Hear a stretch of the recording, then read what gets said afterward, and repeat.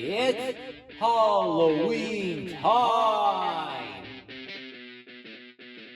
On October 31st, the trees shower, the shadows grow. That's when it's time to start the show. We got stories, mysterious dolls, talking cats, and button eyes. Beware the bells claw in the sky. Don't bend door or lose an eye. It's Cyber-Wonderland After Dark. Let's embark and check mark what we review today. Come on, let's journey through the dark with our hearts as the arc will shine us the way. October is the month of screams, now what scenes in our dreams where the spirits come and play. Come on, let's journey through the dark with our hearts as the arc which will shine us the way. Let's celebrate the night of play.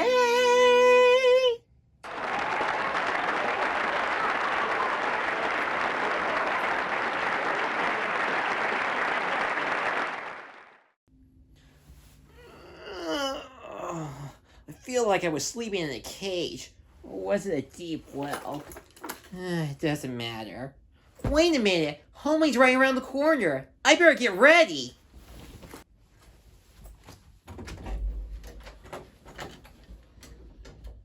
I can't wait to watch some spooky films on Halloween. Huh? Where am I? Did I randomly segue from my house again? Making a review about Coraline. It's the gem, it's the go, it's the favorite. Excuse me, can you tell me where? Wonderful. You're just in time for Cyber-Wonderland After Dark. Who are you? I'm the other tube. The other tube? I am considered to be the best YouTube replacement in the world. I thought BuzzTube was the better YouTube replacement for outbreaks of the internet. It is. I'm basically a backup for the backup. Purple is a wondrous color. Unless you prefer green, or crimson, or aquamarine. Either way, you will still get monetized by someone hearting your video. But what about the algorithm? There is no algorithm. You can customize your home screen and recommend videos however you like, even if you're just coming in as a guest. Why don't you try on the new hat I gave you? New hat?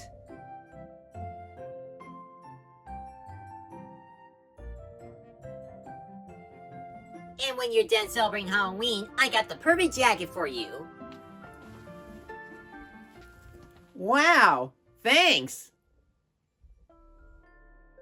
Heavily known as one of the best stop-motion films of all time and the first ever movie created by Leica Studios, what started off as a 2002 novella became a film adaptation by the Nightmare Before Christmas director Henry Selick. Much like how Toy Story built Pixar or The Secret of Ned made Don Bluth Entertainment, Coraline was the seed that motivated Leica Studios to make some famous works like Paranorman and Kubo and the Two Strings, with countless fan arts, awards, and movie reviews and reactions saying it's an extraordinary film. And it looks like the door is open for me to talk about why I love this movie like everybody else. Welcome to another episode of the Wonder Reviews. Let's begin Cyber-Wonderland After Dark with a curious twist. This is Coraline. It's the story of a girl named Coraline, played by Tacoma Fanny, who moved to a new home called the Pink Palace, but she's not happy with the new life she was given. While exploring, she discovered a small door where on the other side, it's an alternate world beyond anything she can ever wish for. A perfect family, yummy food, and non-stop fun and games. However, it seems too good to be true because choosing to stay in the other world will result in the other mother sewing buttons into Coraline's eyes. Now Coraline must face the dark reality behind this wondrous realm and return home safe and sound. It's pretty obvious this all sounds like a dark tale of Alice in Wonderland, particularly involving a girl entering a fantasy world where anything is possible. The world building behind the other world is just amazing! Yeah, exactly that! It's what every kid could ever dream on having the perfect family and paradise. What's even better are the parallels between this and the real world. There is still a development and mystery behind the Pink Palace where we're introduced to the other characters and secrets behind the other world. And whenever Coraline revisits the other side, it would contrast the locations and portrayal of her parents and neighbors into something that only exists into one's imagination. like a big theater stage, a fun circus performance, a beautiful garden, a delicious dining room, and a whimsical bedroom. However, there will be some times that some of the fancy elements can still be present in the real world when Coraline talks to anyone from the Pink Palace. But as for the dark opponents themselves, it certainly reminds us this is coming from the same man who directed Nightmare Before Christmas and James and the Giant Peach. Whenever Coraline becomes attached to the other side, its dark nature will slowly but surely expose itself as a trap, and the other mother won't take no for an answer if she rejects the buttons because that dream that she built for Coraline will change into a nightmare.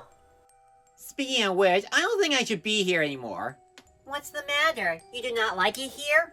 Don't give me that. I know how this works. You're gonna show all the extraordinary things in this place just so you can sew buttons in my eyes. What?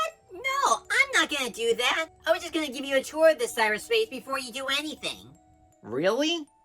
Yes, in this world, Superman became such a super hit, James Gunn is president of Warner Brothers. Not a single Lex Monkey in sight. We also emulate retro games, including CD-ROMs, so you can play them easily on consoles. It's what I always dreamed of. We even preserve all the Cartoon Network shows on DVD and our own streaming platform. And some of them are brought back for more episodes, like Steven Universe, Infinity Train, OKKO. This all looks amazing, but I should get back to the review. Yes, of course. Take your time. While most of the characters got themselves one copy, they are still likable and developed regardless of which world they came from. The only two characters that don't have a counterpart are Coraline and the Black Cat. With the titular character, Coraline is more like Alice since she is the one who travels to the other world and discovers all the things that happens in there. She is also the one people can relate to since we are the ones exploring the other world when watching the movie, sharing the same wonders and fear of dangers like hers. The cat, on the other hand, is the Cheshire Cat of the movie, except he's more serious about the perils of the other world. He seemed to have some knowledge and truth behind said realm and the other mother, and would act as a helper to Coraline. Oh, and while we're at it, let's play a game. What other Wonderland characters are the other characters portrayed as? Let's see. Miss Pink and Miss Forceful are obviously the Tweedles. Mr. Bobinski is considered to be the Mad Hatter because the mice like the Dormouse. And you know the other parents, the King and Queen of Hearts. Off with our eyes!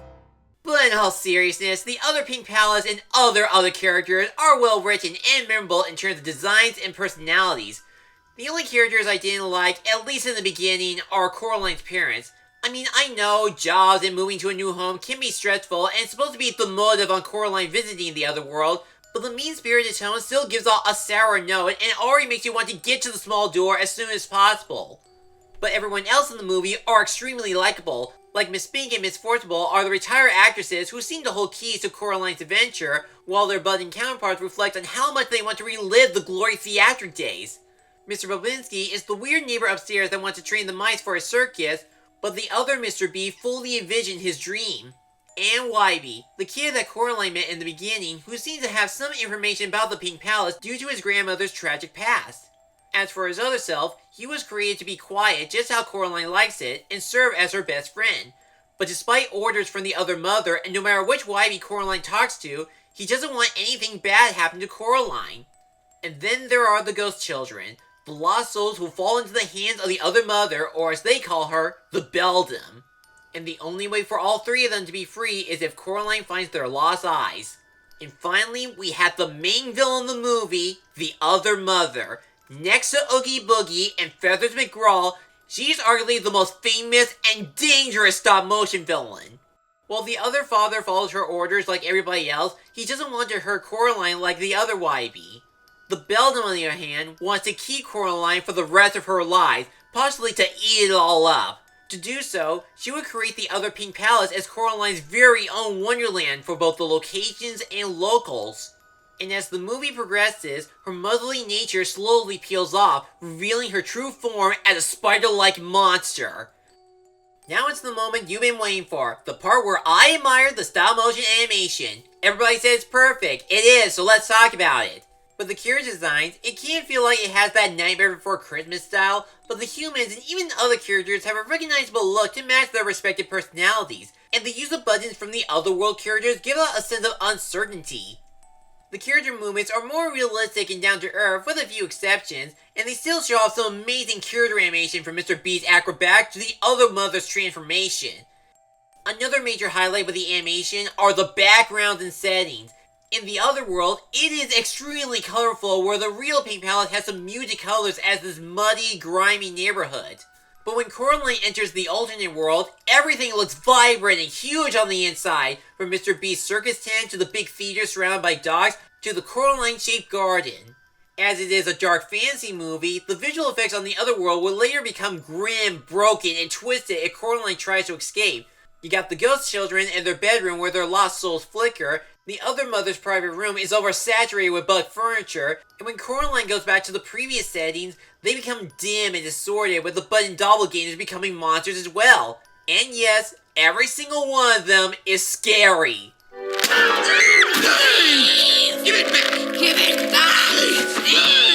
Actually, another extraordinary component, aside from the animation, is the music. Yes, we all know the iconic Other Father song from They Might Be Giants, but the films seem to have a leitmotif or recurring theme that plays throughout the running time, like when Coraline goes exploring, or the opening with the other mother making a new doll, or the circus mice bouncing around their new performance. The melody is unforgettable, like everything else in the entire movie. Coraline is still one of the best stop-motion animated movies. The plot has a sense of whimsy and scares, the animation is out of this world, and the characters are memorable. This is a must-watch for everyone, especially during Halloween. You don't need a pair of buttons to completely see its beauty. It is a triumph as a stop-motion film, and it's enough of a triumph for Leica Studios to become a famous stop-motion studio. I give Coraline an A, so it obviously gets the Diploma of Destiny. Okay, I'm done with my review, time for me to go home. You're leaving already? But you'll miss the award show. And the Disney Award for Best Original Animated Show goes to... Win or Lose. Yeah! And the Dreamy Award for Best DreamWorks Animation of this year goes to... The Bad Guys 2. Alright, yeah! And the gold star for Best Remastered Game goes to... Super Mario Galaxy 2. Woohoo! Why do you have so many award shows? It's the best way to ensure every studio's a winner. What? In this place, there are no console wars, no studio wars, or forced online hatred. Everyone is free to like whatever anime movie, TV show, or video game that they like. You mean you celebrate K-pop Demon Hunters on its own merit? Of course, we got K-pop fan arts, cosplays, song covers. What more can we want? You don't weaponize it against Elio or Zootopia 2?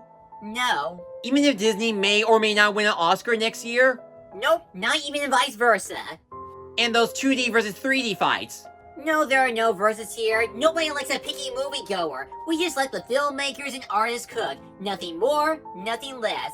You know, if you like, you can move here. I don't know. This is all attractive, but I still think there's a catch to all of this. No, nothing disturbing. I just need you to sign this silly little piece of paper. Do that, and you can finally be free from the awful noises and forced videos on the red block.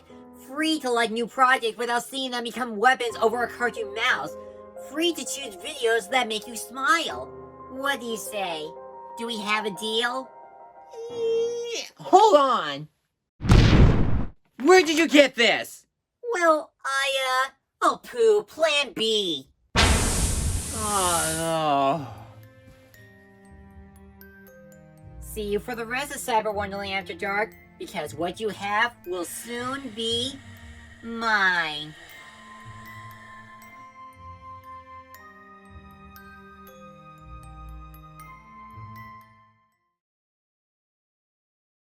Thanks for watching this video. If you enjoyed this, check out these other videos, or feel free to like, comment, and subscribe for more upcoming reviews and other projects. I'll see you soon.